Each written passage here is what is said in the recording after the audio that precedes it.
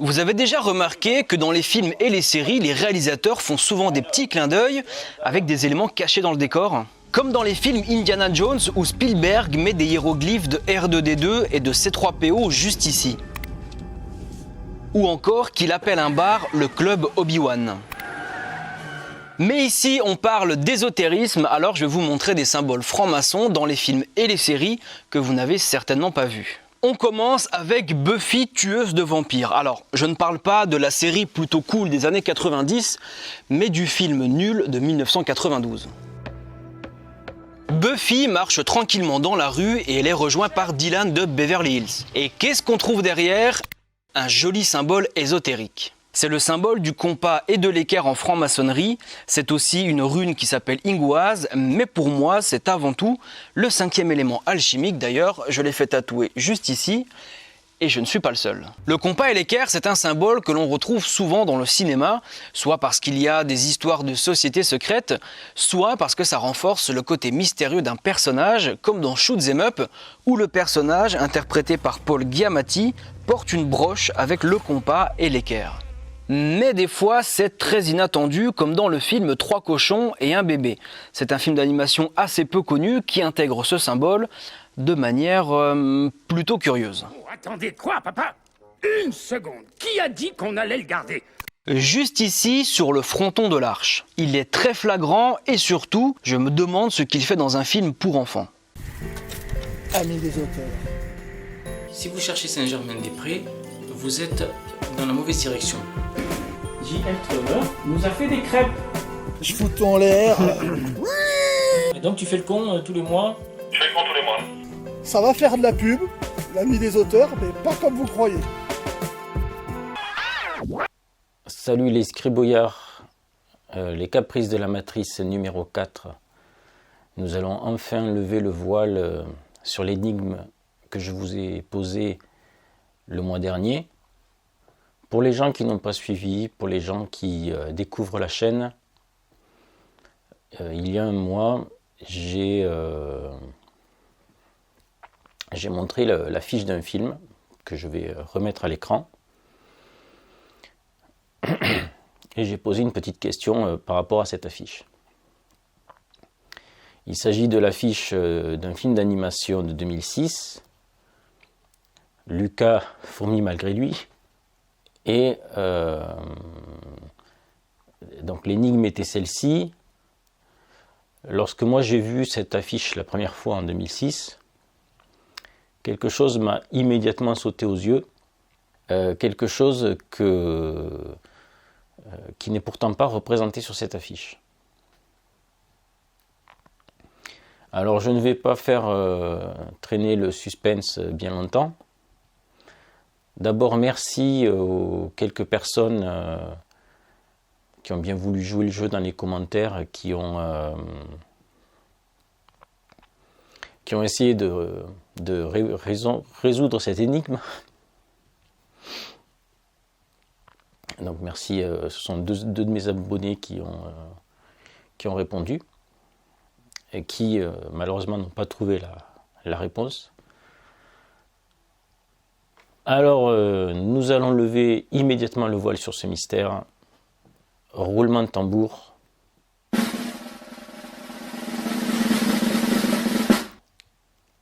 Et oui, l'affiche du film Lucas fourmi malgré lui dissimulait une superbe pyramide maçonnique.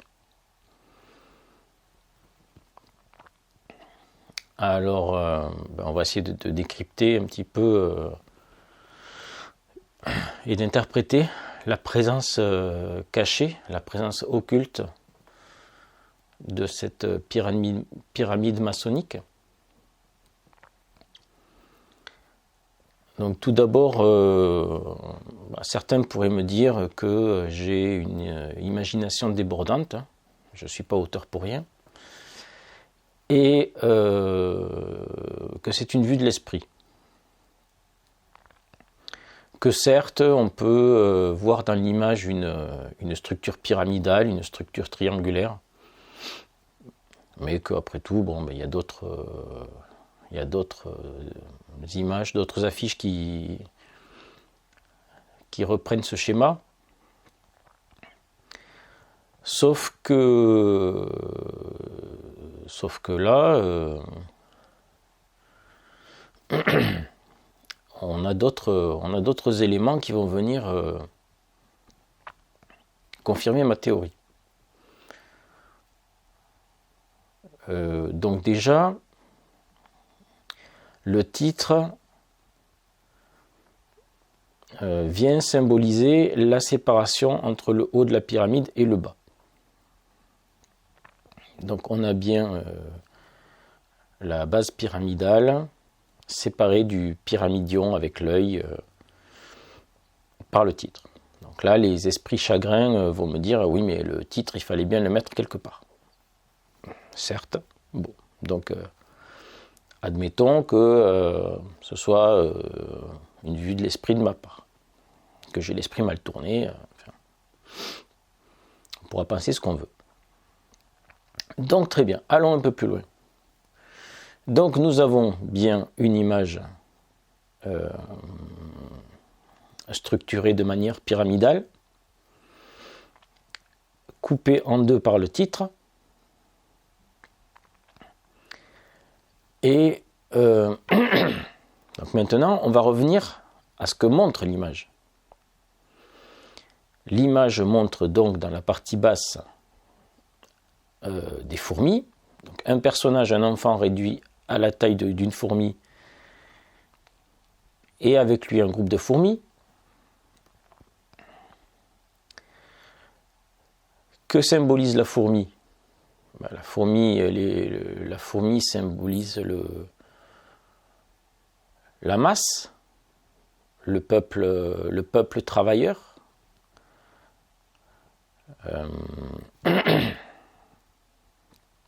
La communauté, voilà.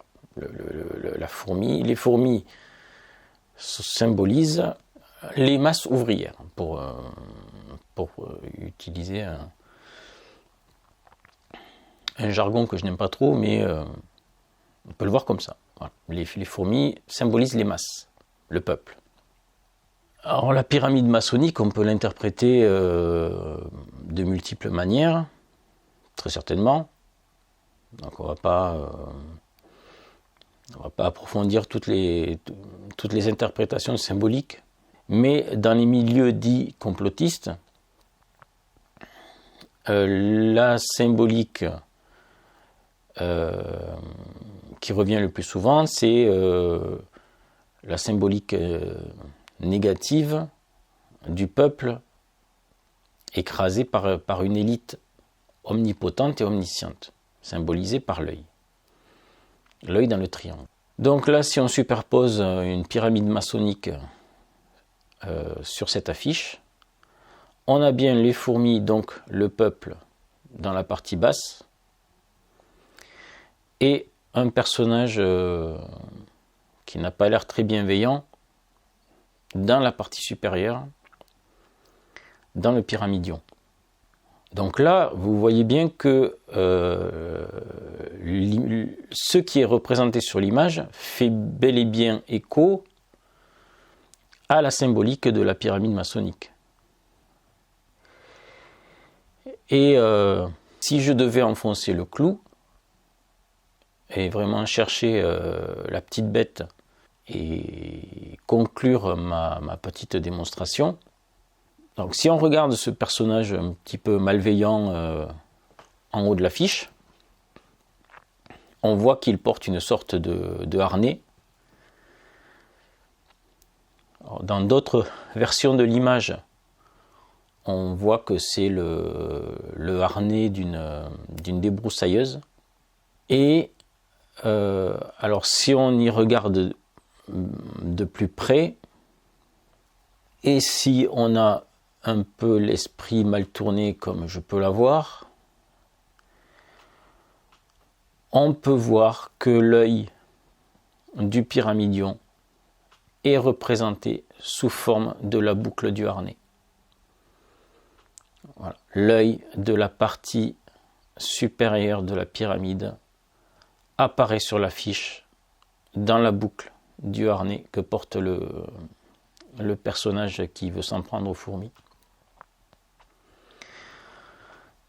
Donc si après tout ça, vous continuez à me dire que je ne suis que le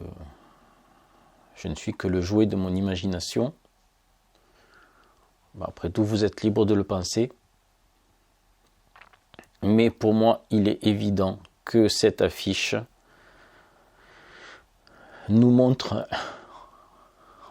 en trompe-l'œil une symbolique occulte, la symbolique de la pyramide maçonnique. Ce qui me conduit à quelques questions.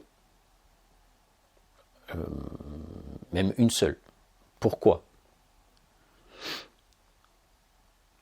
Pourquoi masquer ce symbole dans une affiche de film pour enfants ?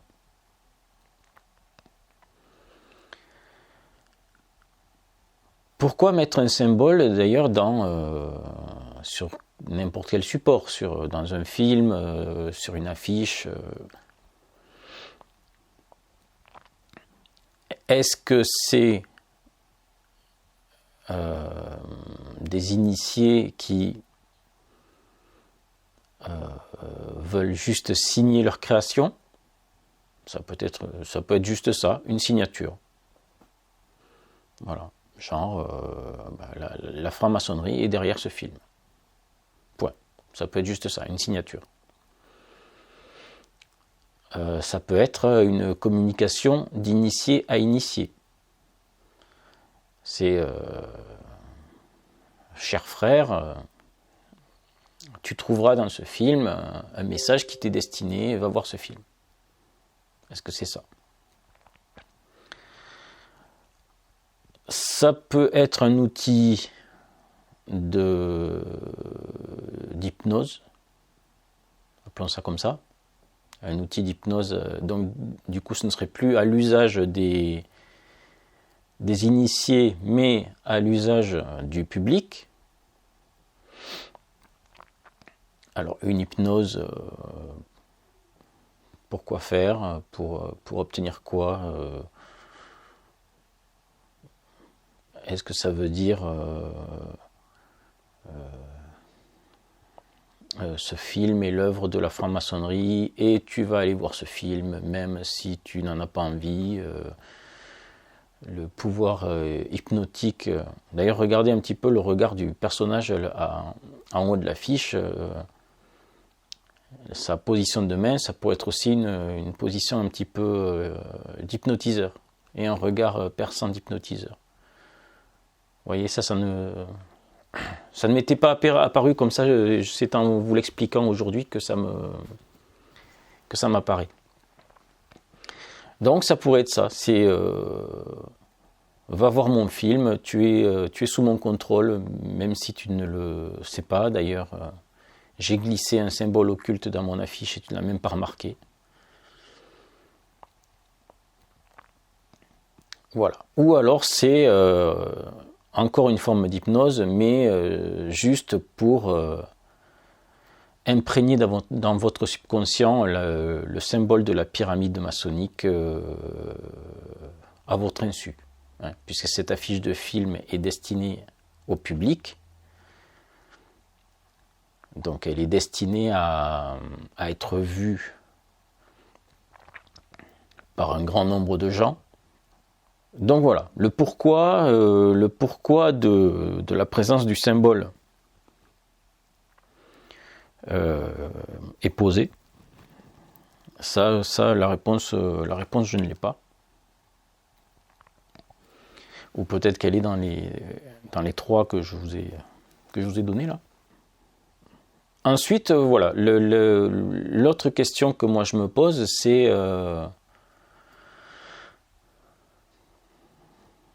est-ce que l'infographiste et le dessinateur qui ont conçu cette affiche sont francs-maçons ? Peut-être. Et peut-être qu'ils se sont dit, tiens, on va faire une bonne blague au public et on va leur cacher un petit symbole maçonnique dans l'affiche.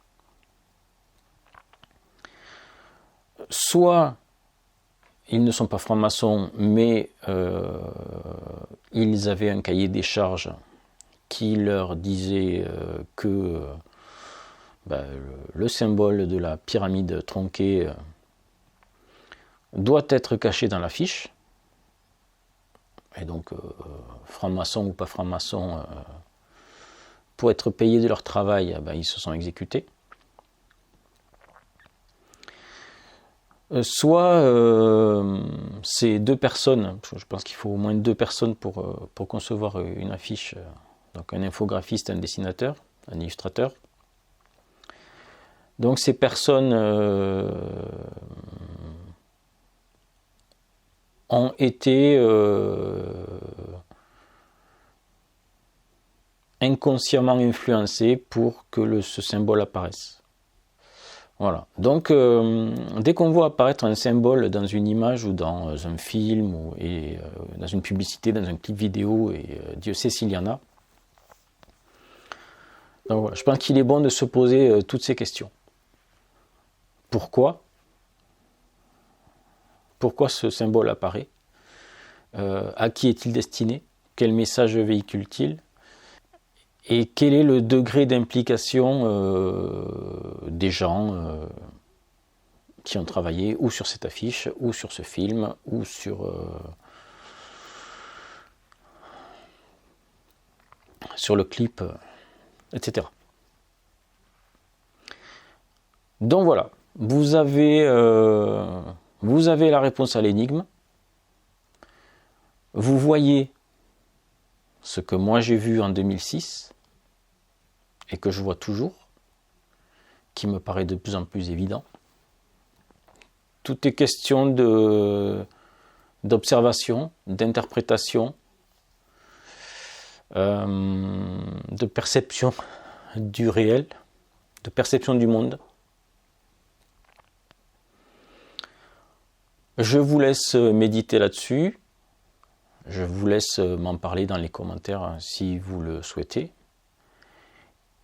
Et je vous invite à être attentif plus que jamais au monde qui vous entoure,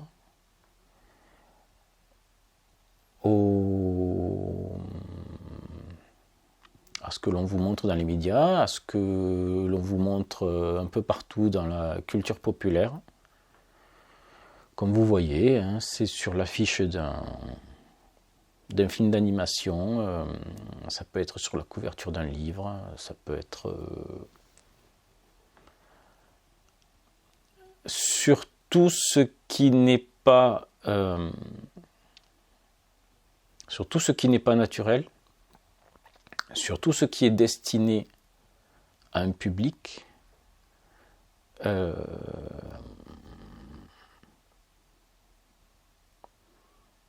Voilà. Est-ce qu'un tel symbole est fait pour...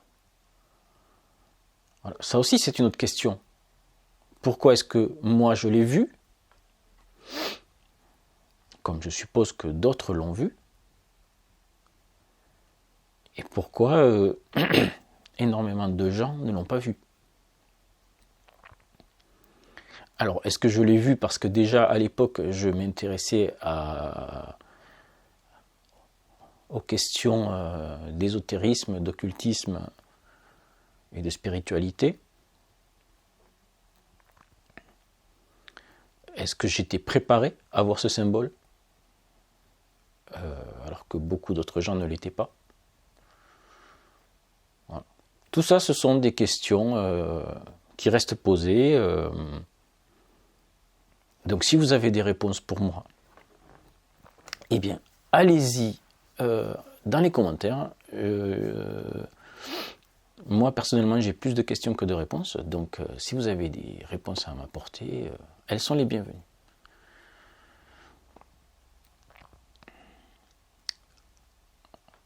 Voilà pour ce 4e épisode des Caprices de la Matrice.